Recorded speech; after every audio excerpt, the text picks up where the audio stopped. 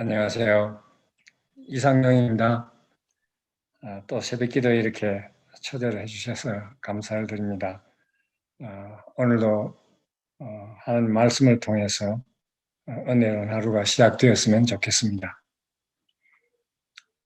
성경 번역의 성경 번역의 과정 중에 가장 힘들고 또 중요한 일 중에 하나는 성경의 주요 용어들을 결정하는 일입니다. 저희들 성경 번역 선교사들 안에서는 이 주요 용어를 키텀이라고 부릅니다. 이 주요 용어들은 한번 사용하면 전체 성경에 똑같이 통일시켜서 사용되어져야만 합니다. 예를 들자면 하나님의 이름, 성령, 세례 등의 단어들은 한번 결정되면 전체 성경에 똑같이 사용되어집니다. 하나님 혹은 하느님, 성령 혹은 성신 등이 혼합되어 사용되어지지 않도록 한다는 것입니다. 그래서 이러한 용어들은 성경을 번역하는 과정에서 아주 조심스럽게 결정되고 동시에 필요에 따라 계속 수정해 나가기도 합니다. 이러한 용어 중 하나가 언약이라고 하는 단어입니다. 일반적으로 신앙생활을 오래 한 성도들도 언약이라는 용어와 비슷한 키텀 중에 하나인 약속이라는 용어의 차이점이 무엇인지 알기가 그렇게 쉽지 않습니다. 저 개인적으로도 네팔의 쉘파 부족으로 성경을 번역하면서 이 두 용어, 즉 언약과 약속이라는 단어를 구분해서 번역하기가 어려워서 신약을 번역하는 초기 과정에서는 약속이라는 용어로 언약을 대신했었습니다. 그러나 번역하는 과정 중에 언약이라는 단어와 약속이라는 단어가 같은 한 절에 동시에 나타나는 것을 알게 되었습니다. 예를 들면 갈라기 3장 17절에 보면 하나님께서 미리 정하신 언약을 430년 후에 생긴 율법이 폐기하지 못하고 그 약속을 헛되게 하지 못하리라, 이런 말씀이죠. 혼동을 피하기 위해 결국은 언약이라는 새로운 단어를 찾아서 대체하였습니다. 그러면서 언약이라는 단어에 대해 좀 더 연구할 수 있는 기회가 있었습니다. 언약이란 무엇인가요?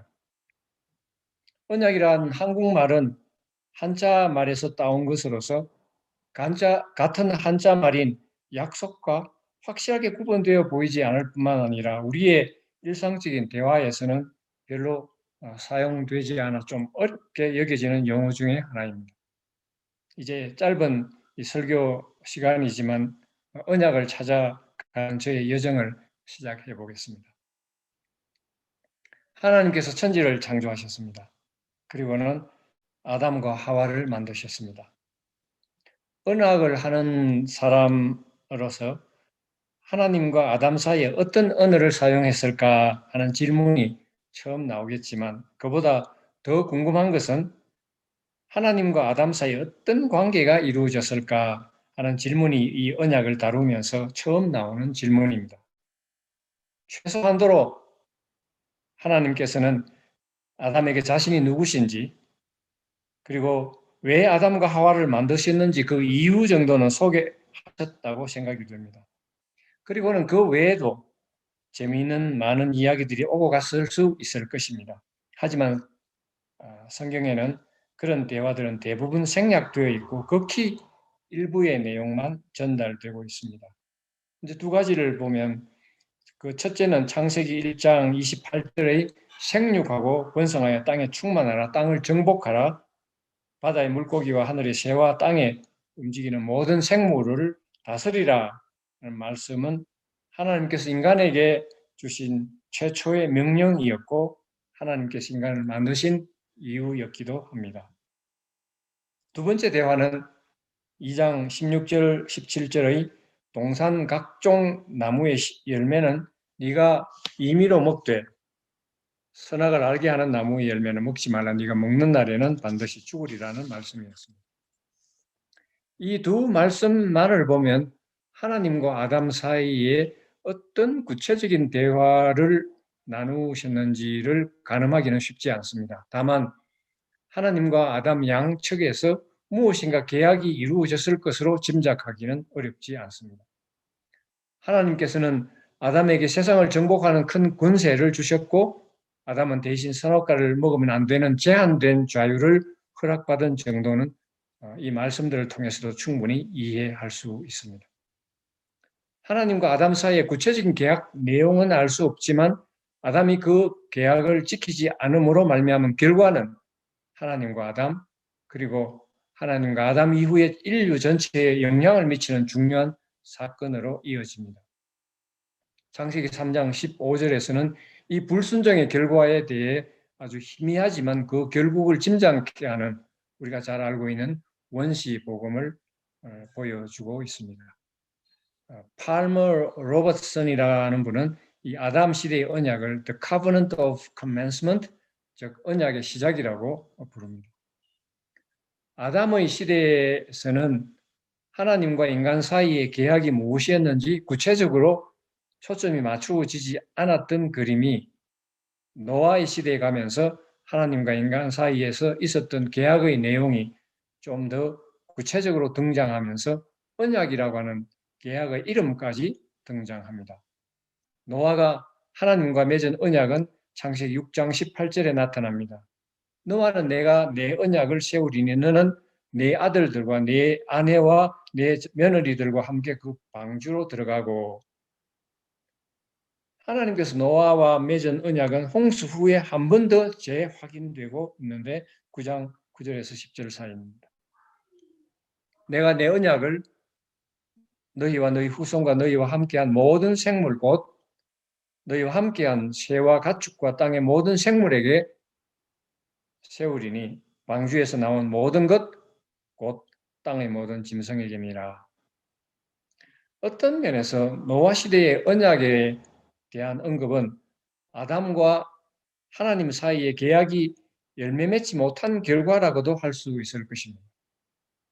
왜 같은 내용이 두 번 반복해서 언급되었을까 하는 의문에서 두 언약을 본다면 창세기 6장에서의 언약은 아담과의 계약이 완성되지 않은 데 대한 홍수가 있을 것이란 경고였고 창세기 9장의 재언급은 홍수 이후 노아와 맺으신 좀 더 구체적인 언약에 대한 말씀이라고 생각해 볼 수 있겠습니다. 팔머 로버츠는 노아 시대의 언약을 The Covenant of Preservation, 즉 언약의 보존이라고 부릅니다.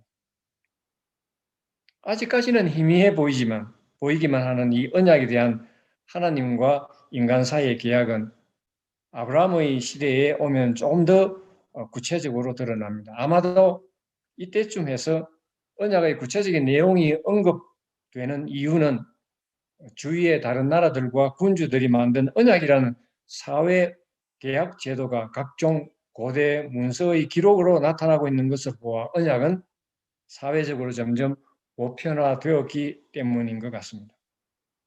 성경은 어떤 계약의 내용을 적어놓은 법적인 문서가 아니기 때문에 하나님과 아브라함 사이에 맺은 언약의 구체적인 내용이 기록되어 있지 않지만 창세기에 나타난 아브라함과 연관된 이야기 하나하나가 그러한 언약의 내용을 이야기치로 전달하고 있는 것으로 분명해 보입니다.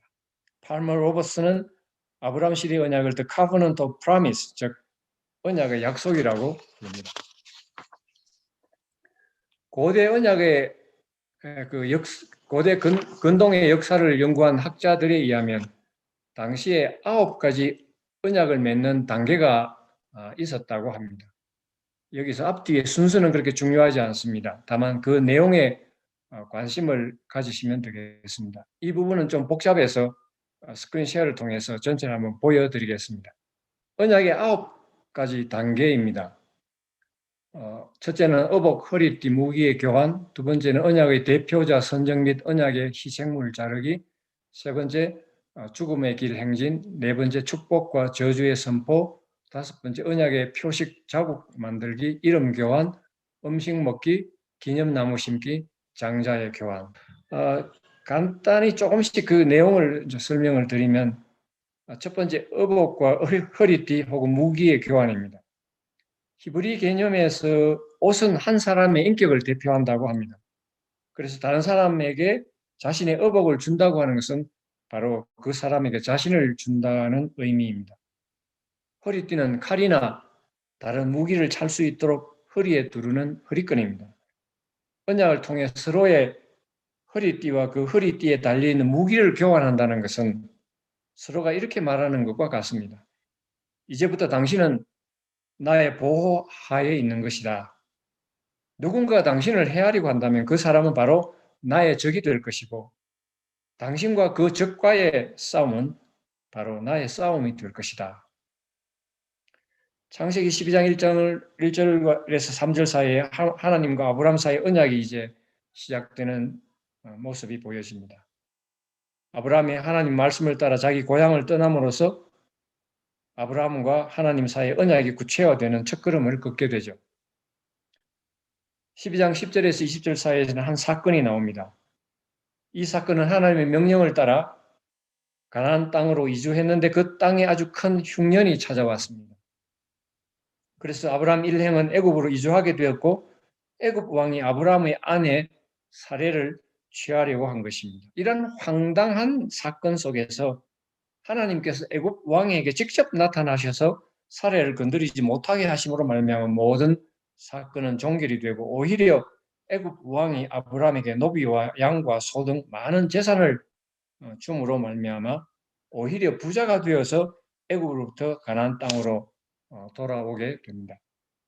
이 사건은 사실 별로 중요하지 않은 역사의 기록이지만 이 중요한 창세기에 이렇게 상세히 이런 실수에 대한 사건을 기록한 것은 이 사건이 단순히 아브라함의 실수를 기록한 것이라기보다는 아브라함이 실수하였지만 그 실수 중에서도 아브라함과 언약을 기억하셔서 하나님께서 아브라함을 보호하셨다는 것을 보여주고 있는 것입니다. 창세기 14장에서는 롯이 살고 있는 소돔 땅의 왕이 그 주변 국가 연합군에 의해 완전히 격파되는 바람에 롯과 그 가족 모두가 연합군의 나라로 잡혀가는 장면이 나옵니다.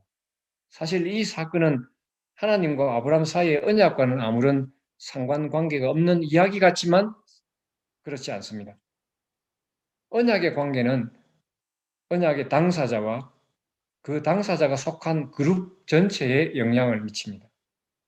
그러므로 롯에 대한 공격은 곧 아브라함에 대한 공격이요. 아브라함에 대한 공격은 아브라함과 언약을 맺은 하나님에 대한 공격으로 받아들여야 하는 것입니다. 롯의 소식을 접한 아브라함은 자기 개인 군대 318명을 거느리고 가서 그 연합군을 격파하고 롯과 그에 속한 모든 것을 되찾아옵니다.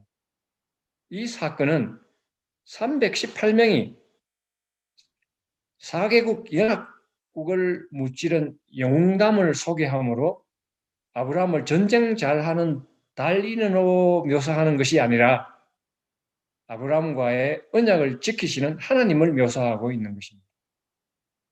아브라함의 조카 롯에 대한 공격은 바로 하나님에 대한 공격임을 확인하는 전쟁이었습니다.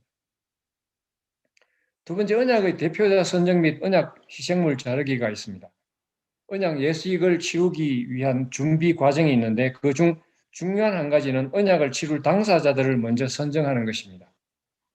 이 언약은 한 개인과 개인이 맺는 언약이지만 보통 이 언약은 이 개인을 중심으로 한 그룹과 다른 개인을 중심으로 한 다른 그룹과의 그룹과 그룹의 언약 체결입니다. 예를 들어 이 아무개와 김 아무개가 언약을 맺는다면 이 아무개가 속한 가족이나 부족 전체와 김 아무개가 속한 가족이나 그 부족 전체와의 언약 관계가 형성되는 것입니다.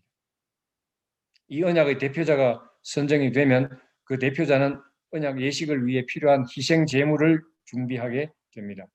보통 짐승들은 머리에서부터 꼬리에 이르기까지 둘로 쪼개어진 부분이 위를 향하도록 해서 서로 바라보도록 진열을 하게 됩니다. 그러면 그 주인은 보통 짐승들이 흘린 피와 냄새로 가득한 그야말로 피비린내 나는 현장이 될 것입니다. 그러면 언약의 두 대표자는 이 짐승들의 양쪽에 서게 됩니다. 이 장면은 스크린 쉐어를 통해서 좀 보겠습니다. 이 장면의 연출을 위해서 저희 집에 식탁 테이블 위에 소세지와 수시개와 케첩을 사용을 했습니다. 이제 죽음의 길 행진이 나오는데 그 세 번째 과정은 그 피피리는 나는 쪼개어진 짐승들 사이로 두 언약의 대표자가 걷는 죽음의 행진입니다. 보통은 그 동물들 사이를 숫자 8과 같은 방향으로 걷는다고 합니다. 자기가 선 자리에서 희생 제물들 틈을 지나 언약의 상대자 자리로 갔다가 자기 자리로 돌아오는 형식입니다. 그 대표자는 이 죽음의 행진을 하는 동안 말을 직접 할 수도 있고 의미적으로 서로 이해할 수 있는 표현은 다음과 같습니다. 만약 내가 당신과의 언약을 깨뜨리게 된다면 여기에 쪼개져 있는 짐승들과 같이 내 몸이 쪼개어지고 피를 흘리게 될 것이다. 우리는 우리의 죽음을 걸고 우리의 언약을 지켜나갈 것이다. 라는 언약의 내용이 죽음의 길 행진 속에 포함되어 있습니다. 창세기 15장에서는 이 대부분에 대해 자세히 설명하고 있습니다. 이 부분은 조금 뒤에 다시 조금 더 부연 설명을 드리겠습니다. 그 다음에 축복과 저주의 선포입니다. 죽음의 행진을 마친 언약의 당사자들은 여기서 이 언약을 순종하여 잘 지킬 때 일어날 수 있는 복과 불순종하여서 그 언약을 깰 때 미쳐질 저주에 대해 서로가 선포하게 됩니다. 그리고 신을 많이 두었던 고대 근동의 풍습에 따르면 그들의 신들이 이 언약의 정인이 되기를 바라는 그러한 선포식을 하는 것으로 알려져 있습니다. 예를 들자면 이 언약을 지키는 한 당신은 들어가도 복을 받고 나가도 복을 받을 것이다. 당신은 일어나도 복을 받고 누워도 복을 받을 것이다. 당신의 아내가 복을 받을 것이고 당신의 자녀들이 복을 받을 것이며 당신이 종사하는 모든 일에 복을 받을 것이다.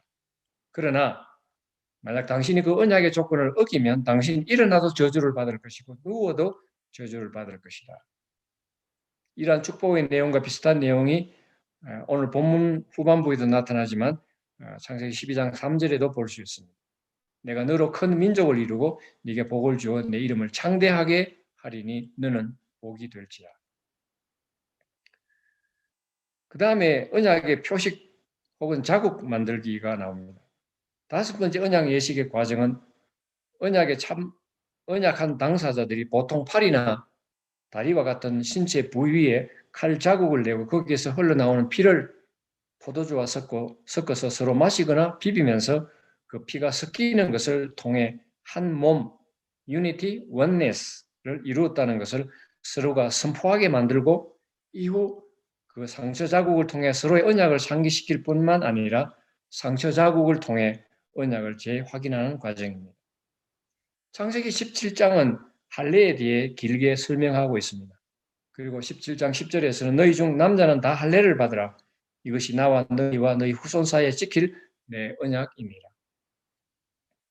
여기서 할례에 대해 이야기를 하는 것은 할례를 행하여 몸에 상처를 낸 것을 보면서 하나님과의 언약을 기억하라고 하는 것입니다. 그 다음에 이제 이름 교환이 나옵니다. 언약의 다음 순서는 서로의 이름을 바꾸는 것입니다. 정확하게 말하면 이름의 일부를 따와서 자기의 이름에 붙이는 것입니다. 이상용과 김인효 목사님이 서로 언약을 맺는다면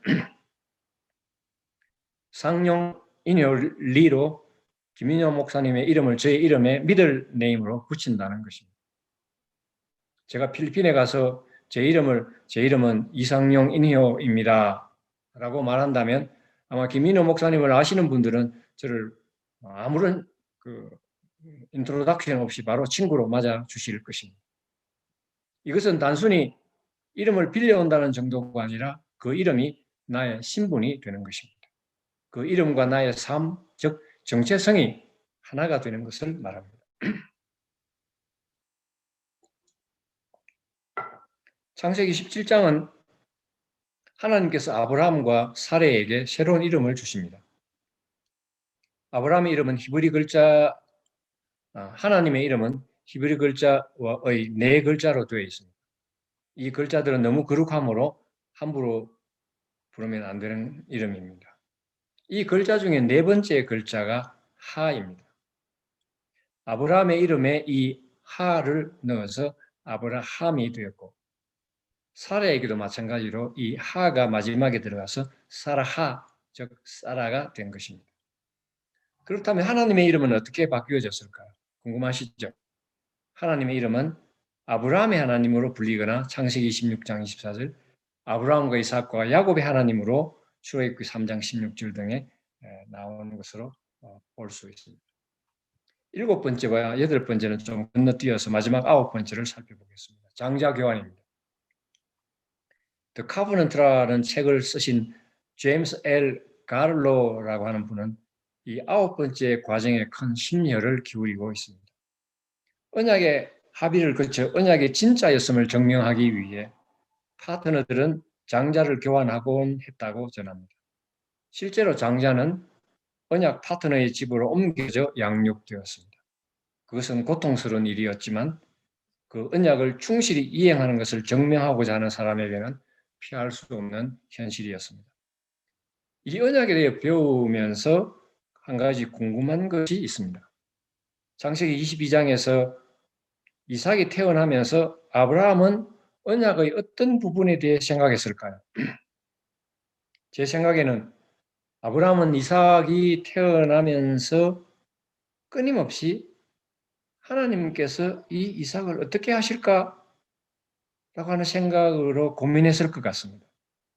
하나님이 이 땅에 사시는 분이 아니신데 장자를 교환할 때 하나님은 그러면 어떤 모양으로 이삭을 달라고 하실까? 어떻게 교환하려고 하실까? 이러한 의문은 아브라함이 하나님과의 언약에 관심이 없었다면 모르겠지만 관심이 있었다면 그는 분명 이삭을 볼 때마다 하나님과의 장자 교환은 어떤 방식으로 이루어질 것인지에 대해 많이 생각했을 것입니다. 하나님께서 내 아들 이삭을 어떻게 하실까? 드디어 그날이 왔습니다. 창세기 22장은 하나님과 아브라함 사이의 장자 교환에 대해서 다루고 있습니다. 마침내 하나님께서 아브라함에게 이삭을 죽여서 번제로 바치라고 하신 것입니다. 이 말씀 들은 아브라함은 그 누구와도 상의하지 않았고 주저하지도 않았고 바로 실행에 옮깁니다. 이것은 그의 믿음에서 나온 행동으로도 볼 수 있었지만 이미 예견된 언약의 과정이었기 때문에 오랫동안 마음으로 준비해 온 일이었습니다. 아브라함에게 있어서 그의 믿음은 이삭을 죽이라는 하나님의 명령에 순종한 믿음이라기보다는 하나님께서 이삭을 통해 복을 주신다고 누누이 말씀하셨기 때문에 이삭을 죽이지는 않으실 것이라고 하는 믿음이었다고 보는 것이 더 옳을 것 같습니다. 그래서 그는 모리아 산으로 떠나기 전 그의 종들과 헤어질 때 그들에게 이렇게 말했습니다. 21장 5절. 이에 아브라함이 종들에게 이르되 너희는 나귀와 함께 여기서 기다리라. 내가 아이와 함께 저기 가서 예배하고 우리가 너희에게로 돌아오리라. 나 혼자 너희에게로 돌아오리라가 아닙니다. 제가 대학 다닐 때 읽었던 한국어 성경에는 우리가라고 하는 대명사가 들어있지 않았습니다. 즉 예배하고 너희에게로 돌아오리라라고만 되어 있었습니다. 히브리 문법에서는 대명사 없이 동사의 주어의 수가 나타나기 때문에 사실 당시 번역에는 주어가 단수인지 복수인지 불분명해서 제가 후배들과 함께 창세기 공부를 할 때 이 동사의 주어는 단수가 아니라 복수라고 하는 점을 상당히 강조했던 것을 아직도 기억합니다. 오늘 사회를 보신 분이 읽으신 성경은 최근 성경이 아니신 것 같습니다. 사회 보신 선교사님께서 그 우리가라고 하는 단어가 빠져 있는 것 같아요. 예, 제가 그렇게 관심을 가지고 보았기 때문에 사회자님께서 본문을 읽으실 때 우리가라고 하는 단어가 없는 것을 제가 보았습니다.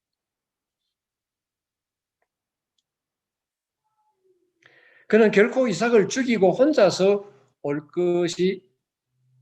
것이라고는 생각지 않았다고 하는 말씀이 이 말씀에 잘 나타나 있습니다. 그는 분명 이삭을 통해 그의 후손이 이어질 것을 믿었습니다. 아브라함은 이삭을 죽이려고 칼을 들었습니다. 하지만 하나님께서는 숨겨두신 수양 하나를 이삭을 대신해서 희생 제물로 받으셨습니다. 제가 나중에 아브라함을 천국에서 만나면 한 가지 물어볼 말이 있습니다. 정말 아브라함 그때 이삭을 죽이려고 했습니까? 아니면 그냥 흉내만 냈습니까?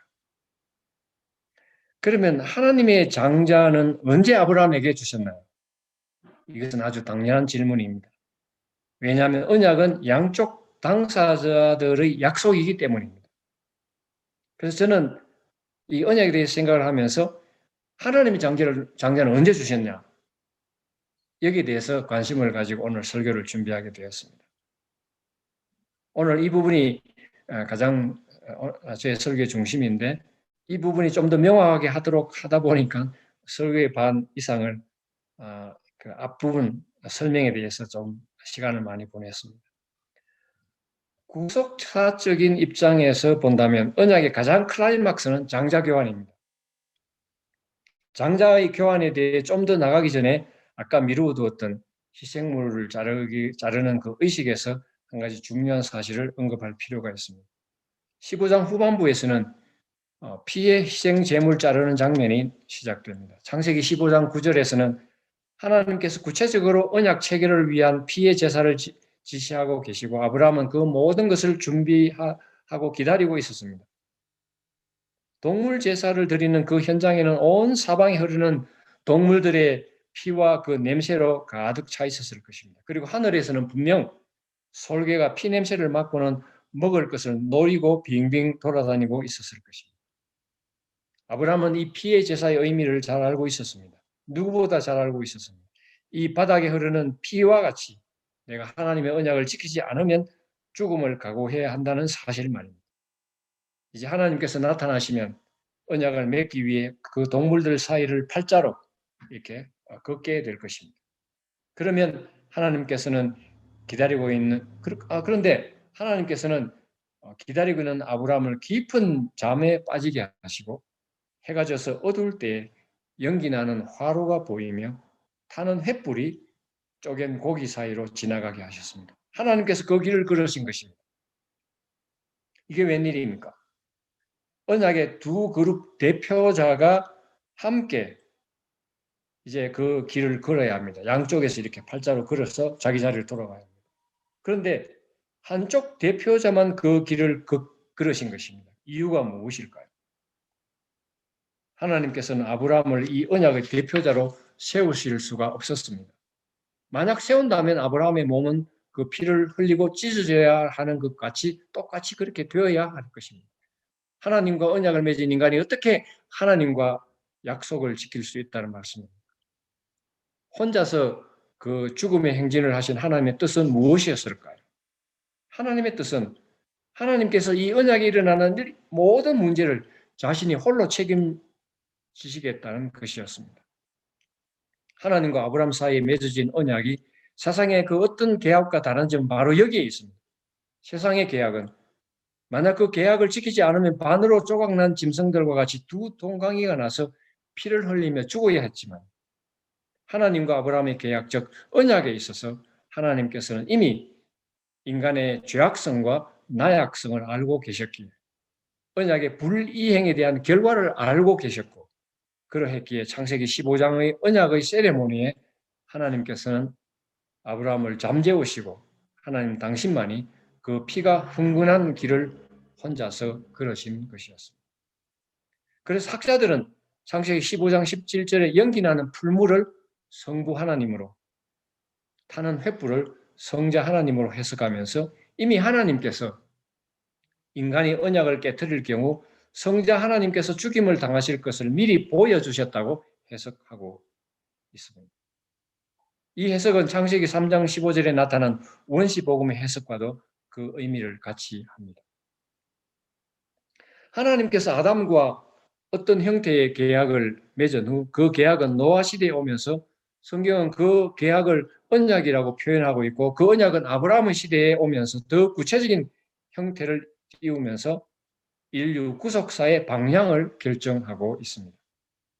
하나님께서는 인간에게 이 언약만큼은 깨지 말아달라고 이 언약만큼은 깨지 말아달라고 신신당부를 합니다. 하지만 인류는 하나님과 언약을 헌신짝 버리듯이 내버렸습니다. 겨우 하나님과의 언약 관계를 아는 소수의 사람들이 아주 짧은 시간 동안만 그 언약은 재확인되고 재확인되었을 뿐입니다. 하지만 그 언약 관계도 얼마 지나지 않아서 또다시 깨져 버리곤 했습니다. 하나님께서는 긴 역사를 통해 많은 선지자들을 보내셔서 이스라엘 백성들에게 다시 하나님께로 돌아가라고 간청하셨습니다. 그러나 그러한 선지자들에 대한 이스라엘 백성들의 반응은 그 선지자들을 무지막지하게 죽임으로 하나님께 반응했습니다. 마침내 예레미야 선지자는 새 언약이 필요함을 역설합니다. 예레미야의 새 언약이란 하나님과 인간이 맺은 언약의 본질로 돌아가는 언약이었습니다. 그것은 하나님과 약속 언약을 깨뜨린 당사자가 창세기 15장에서 본 언약의 희생물들이 반으로 쪼개진 채 피가 흐르는 가운데 언약을 맺은 것 같이 언약을 깨뜨린 당사자를 죽임으로 그 언약을 깨뜨린 값을 치르게 하는 언약의 본질로 돌아가는 것이었습니다. 하나님께서는 인간을 창조하신 후 인간과 언약을 맺으면서 이러한 인간의 죄악성을 미리 알고 계셨기에 창세기 15장에서 아브라함이 그 언약식에서 하나님과 함께 걷지 못하도록 아브라함을 잠재우셨습니다. 그리고 그 길을 성부 하나님과 성자 하나님이 걸으신 것입니다. 성자 하나님이 아브라함을 대신해서 걷게 하신 것이었습니다. 새 언약이란 성자 하나님께서 인간을 대신해서 희생 제물이 쪼개어진 것 같은 죽음을 당하게 하시려는 새로운 언약이었습니다. 아브라함에게 장자 이삭을 희생 제물로 바치라고 했을 때 아브라함이 믿음으로 순종하고 바쳤습니다. 이제 하나님께서 장자를 바치는 순서가 된 것입니다. 하나님께서는 아브라함을 사랑하셔서 그리고 그의 아들 이삭을 통해 복을 주시겠다고 약속하신 것 때문에 그의 장자 이삭 대신 수양으로 그의 죽음을 대신했지만 하나님 당신께서는 다른 수양으로 하지 아니하시고 어린 양 대신 예수 그리스도를 죽이셔서 제물로 삼으셨습니다. 성자 예수님의 몸이 찢겨 흘리신 그 피로 언약을 파기한 인간들의 죄값을 치르신 것입니다. 아직 설명드리지 않은 언약 체결의 코스 중에 두 가지가 있습니다. 그중 한 가지는 언약을 맺은 후 기념나무를 심는 것입니다. 언약을 체결한 두 당사자는 언약을 체결한 후에 나무를 심고 그 나무에다 짐승들을 죽이면서 나온 피를 뿌리는 코스입니다. 그리고 그 나무를 볼 때마다 두 당사자들이 세운 언약을 서로 기억하는 것이었습니다. 예레미야가 언급한 새 언약은 마지막 과정에서 어린 양 예수 그리스도의 피를 십자가의 나무에 흘리심으로 마무리되었습니다. 하나님께서는 그 십자가를 보실 때마다 하나님과 아브라함 사이에 맺은 언약 그리고 그 언약으로 이루어진 약속을 기억하시고 그 언약에 참여한 그리고 그 언약의 약속을 믿고 따르는 모든 사람들의 죄악을 죽음의 심판으로 갚지 않으시고 이미 언약 파기에 대한 심판의 피를 흘리신 예수 그리스도의 십자가를 보시고 우리를 생명으로 살리시는 것입니다. 그래서 예수 그리스도께서 흘리신 피로 세워진 이 십자가는 하나님으로 하여금 언약을 기억하시게 하고 우리에 대한 심판을 면하게 하는 기념의 나무입니다. 마지막으로 남은 언약 체결의 코스 중에 하나는 언약의 음식 먹기입니다. 언약을 체결한 후에 언약 체결에 참여한 두 당사자는 잔치를 벌이게 됩니다. 언약을 체결한 후 먹는 음식은 빵과 포도주입니다. 언약 체결에 걸맞는 이 음식 빵과 포도주는 먼저 빵은 언약 체결을 위해 죽은 짐승들의 살을 의미했고 포도주는 그 짐승들이 흘린 피를 상징했습니다. 언약을 체결한다는 것은 언약을 체결할 경우 언약에서 만들어진 약속을 철저히 지켜야 하며 만약 그 언약을 지키지 못할 경우에 올 수 있는 죽음을 끊임없이 기억시키고 있습니다. 그래서 언약의 당사자들은 만날 때마다 빵과 포도주를 나누면서 자기들이 세운 언약을 기념하고 그들이 체결한 언약을 계속 기념해 나가는 것입니다. 새 언약에서 인간들이 언약을 지키지 못한 죄로 말미암아 어린 양의 몸이 찢어졌지만 그분은 성자 하나님이셨습니다. 하나님이셨던 분이 인간의 죄로 말미암은 죽음을 해결하시기 위해 인간의 몸을 입고 이 땅에 오신 것이었습니다. 그러나 그분은 본성이 하나님이셨기 때문에 죽음 안에 갇혀 있을 수 없었습니다. 그분은 십자가의 죽음 후에 3일 만에 부활하셔서 하늘에 있는 하나님의 보좌 우편에 앉으셨습니다. 이 성자 예수 그리스도는 이제 곧 다시 이 세상에 권능을 오셔서 세상을 심판하실 것입니다. 이 언약의 약속을 믿는 사람들은 그 언약의 약속을 기념하기 위해 지금도 세상 곳곳에서 빵과 포도주로 그분의 죽음과 부활을 기념하며 언약의 완성을 위해 다시 오실 예수 그리스도를 기다리고 있습니다.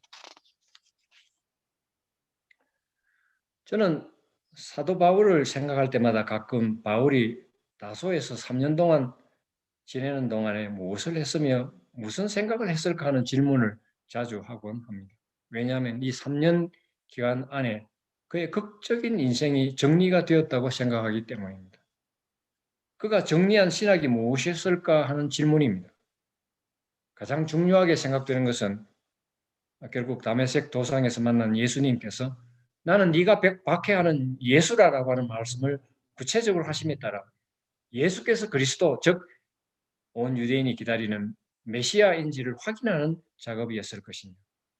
또 다른 하나는 아나니아를 통하여서 사도행전 9장 10절, 15절에 말씀하신 주께서 말씀하신 내 이름, 즉 예수님의 이름을 이방인들에게 전하기 위해 세운 그릇이라는 말씀을 그가 갖고 있는 모든 신학 지식을 동원해서 확인하는 작업이었을 것이라고 저는 이렇게 생각을 해봅니다.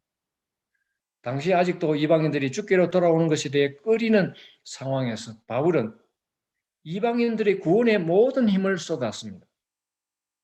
오늘 우리가 이 언약을 통해 살펴본 구속사에서 이 이방인의 구원이란 언약의 구속 사역을 아브라함에서 이방인들로 연결시키는 아주 중요한 역할입니다. 이 일의 중요성을 바로 깨달았던 바울은 에베소에서 이렇게 적고 있습니다. 에베소 2장 12절.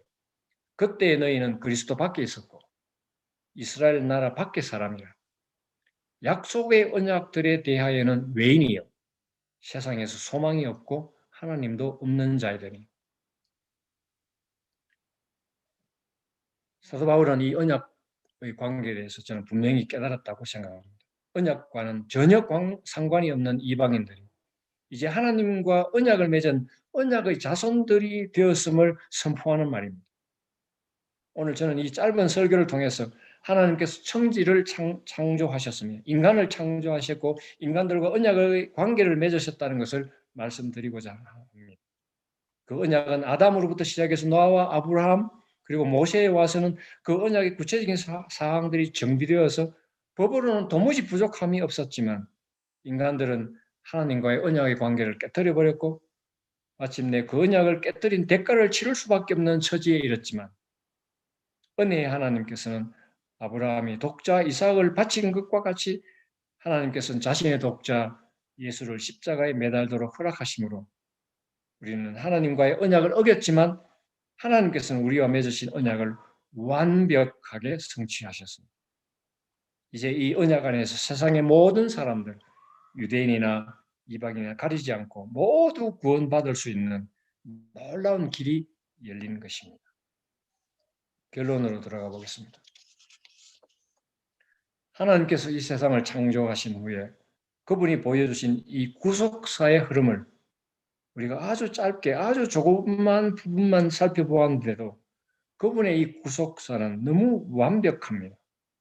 처음에는 아주 느슨한 그림을 조금씩 보여주시다가 마지막에는 자신의 계획을 전적으로 성취하고 계십니다. 아담으로부터 시작된 이 언약은 마지막 신약 시대의 사도 바울을 통해 이방인들까지도 그 구속사의 중심으로 들어오게 하시는 이 모든 과정에 하나님은 완벽하게 그리고 한치의 실수도 없이 그분의 구속사역을 성취해 나가고 있습니다. 아무리 보아도 하나님이 이 거대한 구속사는 너무 놀랍고 또 놀랍습니다.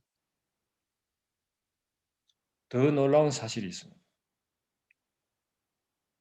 오늘 이 아침에 이 말씀을 꼭 우리 동역자님들과 함께 나누고 싶었습니다. 더 놀라운 사실은 이 하나님의 구속 사역에 저와 여러분을 초청하신 것입니다. 이방인 되었던 우리를 불러주신 것도 너무나도 감사한 일입니다. 아직도 이방인 되어 이 구속사에 들지 못하는 필리핀의 영혼들에게 네팔의 영혼들을 언약의 자손의 자리로 초청하는데 저와 여러분을 불러주신 것입니다. 이러한 복을 성경은 은혜라고 규정짓고 있습니다. 우리들은 언약의 자손들이요 하나님 은혜를 정말 듬뿍 받은 축복의 자녀들입니다. 저는 한 번씩 훌륭한 선교사란 어떤 분인가 그런 생각을 해봅니다. 훌륭한 선교사는 어떤 분일까? 매일 이 구속사를 한 페이지 한 페이지씩 기록해 나가는 그 즐거움을 가지고 사시는 분들. 우리가 저와 여러분이 이 구속사의 한복판에서 하나님께서 아담으로부터 시작해서 전체 그 역사를 통하여서 정말 우리를 불러주시려고 하는 그 구속 사역에 저와 여러분이 동참이 되어져서 오늘도 그 한 페이지 한 페이지를 기록해 나가고 있는 그 역사의 한 복판에 저와 여러분이 서 있다고 하는 이 놀라운 즐거움을 가지고 살 수 있다면 저와 여러분은 정말 훌륭한 선교사들이 될 수 있을 것입니다. 각 선교지에서 힘을 다해 사역하고 계시는 동역자, 동지 여러분, 언약의 자손들로 살아가시면 좋겠습니다. 어떤 어려운 형편 속에서인지 옆에 좀 잘 나가시는 선교사님들 바라보지 마시고 오직 우리를 부르신 그분의 부르심을 따라 오늘도 이 복된 길을 걸어가시면 좋겠습니다. 지난 몇 주간 동안 저희 단체에 아주 위급한 일이 있었습니다. 인도네시아 파푸아에서 사역하시는 한 선교사님 부부가 코로나에 걸려 사지를 헤매고 있었습니다. 그런데 문제는 병에 걸렸다는 이유로 자카르타 공항에서 이 환자들을 받아주지 않는 것이었습니다. 도시로 이송해서 치료를 받아야 하는데 어느 공항도 이 환자가 트랜짓하도록 허락하지 않았습니다. 이 소식을 들은 저희 본부는 위기관리위원회를 조직하고 온 세계 교회에 도움을 요청하고 마침내 에어 앰뷸런스를 통해 한국으로 이송하기로 결정했습니다. 문제는 경비가 약 3억 가까이 드는 일이었습니다. 그러나 온 세계 교회가 이 부부를 위해 기도하고 헌금하기 시작하면서 일주일 만에 이 거금이 모인 것이었습니다. 결국 한국으로 이송된 이 부부는 사지에서 해방되어서 며칠 전에 퇴원하신 것으로 알고 있습니다.